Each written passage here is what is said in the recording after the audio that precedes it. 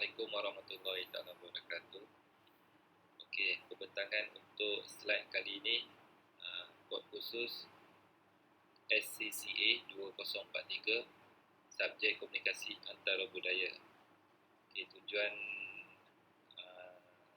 slide ini dihaskan untuk lecturer saya Dr. Nur Safwah binti Tun Iman, di mana ahli kumpulan kami memilih dimensi budaya Patani negara Thailand. Terlebih dahulu saya perkenalkan nama saya Muhammad Razi bin Ahmad Basi, nombor metrik 260978, dan ahli kumpulan saya Muhammad Aiman bin Hassan Muhammad Najmi bin Zainul bersama Nur Fariza binti Osman dan Syafizah Anissa binti Ahmad Subri. Okey, seterusnya adalah pengenalan, di mana secara ringkasnya Patani adalah sebuah bandar di selatan Thailand di pantai timur semenanjung Tanah Melayu. Seterusnya, Patani ialah sebuah negara kota Muslim yang merdeka, memerintah sebahagian besar wilayah sekitar sehingga abad ke-16, apabila ia menjadi negeri bawahan Siam, kini Thailand. Ia telah menjadi pelabuhan perdagangan antara bangsa sejak abad ke-16 atau lebih awal. Kemudahan pelabuhan mengeksport getah dan biji timah, dan ia mempunyai lapangan terbang yang kecil.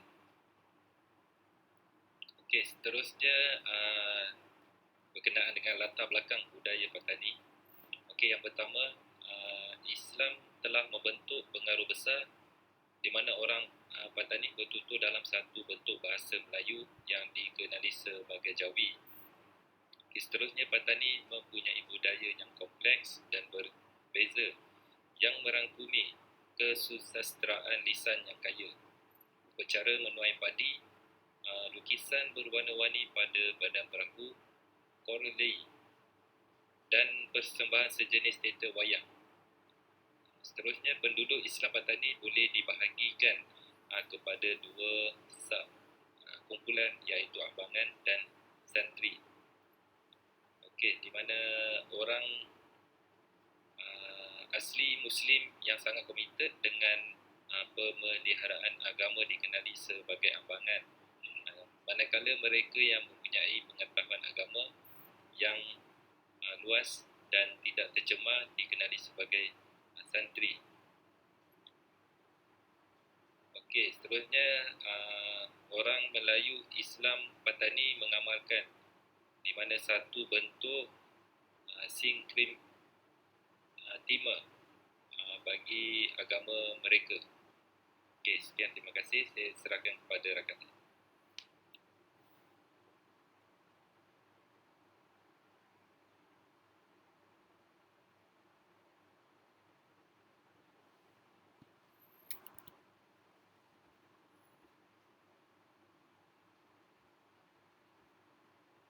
Warahmatullahi wabarakatuh. Saya Muhammad Najmi bin Zainul, metrik nombor 260649. Untuk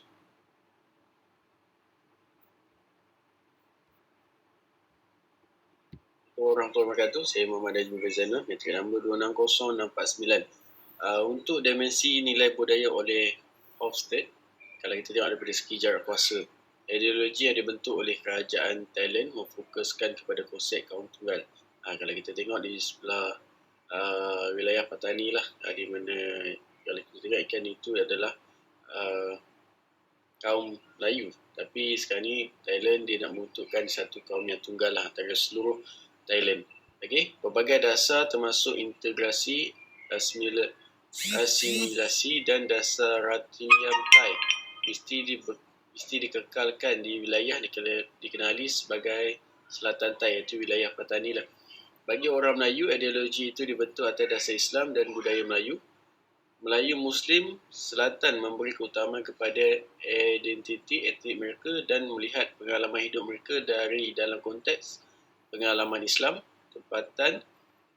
Dengan demikian, ritual, mitos atau narasi, pengalaman atau emosi etika dan undang-undang, sosial, material dan aspek politik kehidupan ditafsir dan dianggap melalui kanta identiti etnik. Ini lebih kepada identiti etnik ni lah. Alright. Okey, untuk individualisme atau kolektivisme.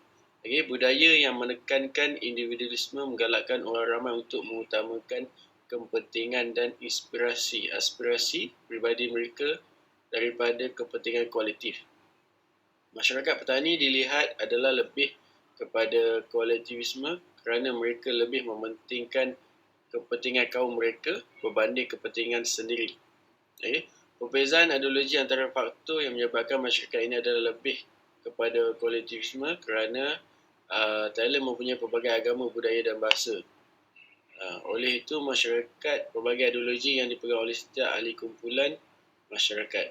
Lagi kalau kita tengok kaum petani ini lebih kepada agama Islam lah, jadinya mereka lebih menekankan kepentingan kaum mereka berbanding dengan kepentingan dia sendirilah, iaitu daripada ajaran Islam itu sendiri. Okey, itu sahaja dari saya, Tian. Terima kasih.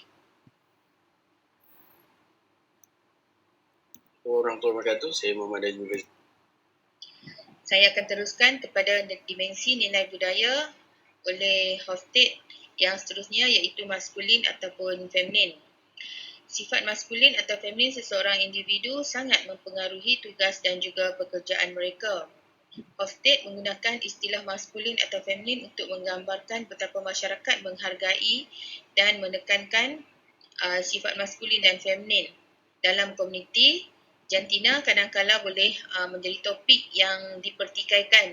Kadang-kadang masyarakat menggunakan lebih ramai lelaki berbanding wanita dan mempunyai matlamat yang lebih maskulin. Masyarakat di petani adalah lebih bersifat maskulin.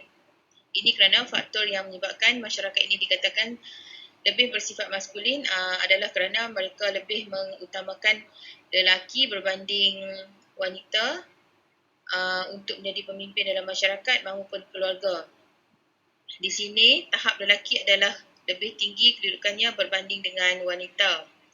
Seterusnya, iaitu pengelakkan ketidakpastian, di mana kelakuan rasional dan juga tidak rasional boleh digunakan untuk mengkategorikan perihal ketidakpastian tersebut. Pendekatan kerajaan Thai yang tidak melayan minoriti Melayu petani dengan betul dan belas kasihan inilah yang pada mulanya telah mencetuskan ketegangan dan juga konfrontasi antara penganut budaya petani dan juga penduduk Melayu Thailand. Mana-mana ahli ataupun masyarakat petani yang memilih untuk mengabaikan undang-undang Thailand akan menghadapi kesan dan juga akibatnya. Itu sahaja daripada saya. Saya teruskan kepada rakan yang seterusnya.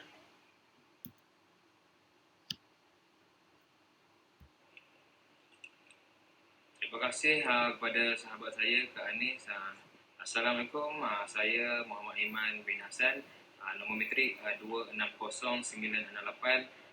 Saya dari Kumpulan A, Unit Sintuh. Silakan sambung dengan daripada sahabat saya, tajuk dimensi nilai budaya oleh Hofstede. Itu orientasi jangka panjang. Menggariskan bagaimana setiap komuniti harus mengekalkan beberapa kaitan dengan masa lalu apabila menangani kesukaran semasa dan masa depan.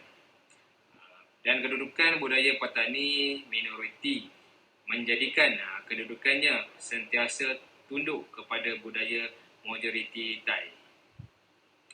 Dengan kuasa politik dan ketenteraan, kerajaan Thai telah mengeluarkan dasar asimilasi secara agresif sama ada melalui pendidikan, politik dan budaya atau undang-undang.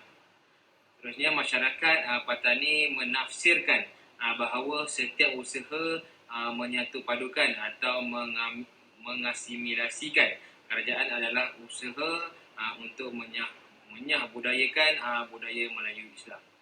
Sekian daripada saya sambung kepada sahabat saya, iaitu Farizah. Sekian, terima kasih.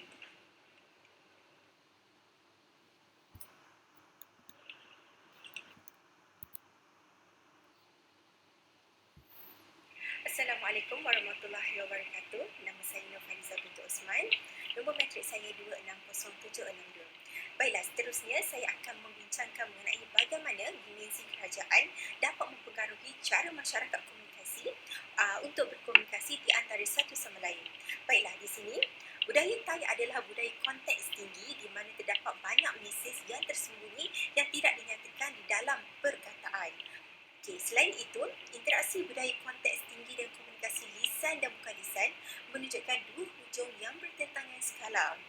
Selain itu, ketidaksamaan sosial mencerminkan komunikasi lisan dan bukan lisan seperti isyarat tangan yang mudah dilakukan oleh pihak atasan kepada pihak bawahan seperti bos menunjukkan arahan menggunakan tangan kepada pekerja bawahannya. Seterusnya, budaya Thai, khususnya masyarakat Patani moden, dibentuk daripada kepercayaan tradisional dan juga moden, adalah gabungan daripada zaman dulu dan juga zaman sekarang. Selain itu, dalam suasana antara fakta budaya yang dinyatakan di atas adalah andaian umum, tetapi pengalaman dan andaian boleh menjadi sangat subjektif kerana setiap individu ada pendapat yang berbeza. Dan akhir sekali, walaupun Thailand mempunyai jarak kuasa yang sederhana, tinggi dan juga konteks yang tinggi, budayanya lebih banyak lagi berbentuk liberal berbanding kebanyakan negara-negara di Asia Tenggara. Dan kesimpulan yang saya boleh nyatakan di sini, petani pada masa ini biasanya dirujuk sebagai Thailand Selatan dan diperintah secara eksklusif oleh kerajaan Thai. Selain itu, masyarakat Patani mentafsirkan bahasa setiausaha untuk menyatupadukan atau mengasimilasikan kerajaan adalah usaha untuk menyatukan budaya Melayu Islam. Dan akhir sekali, apa yang saya boleh simpulkan, mengekalkan dan memastikan identiti bagi masyarakat petani adalah jihad agama. Oleh yang demikian, masyarakat ini berhadapan dengan kesukaran menangani konflik pada masa lalu, semasa dan masa hadapan. Sekian. Assalamualaikum.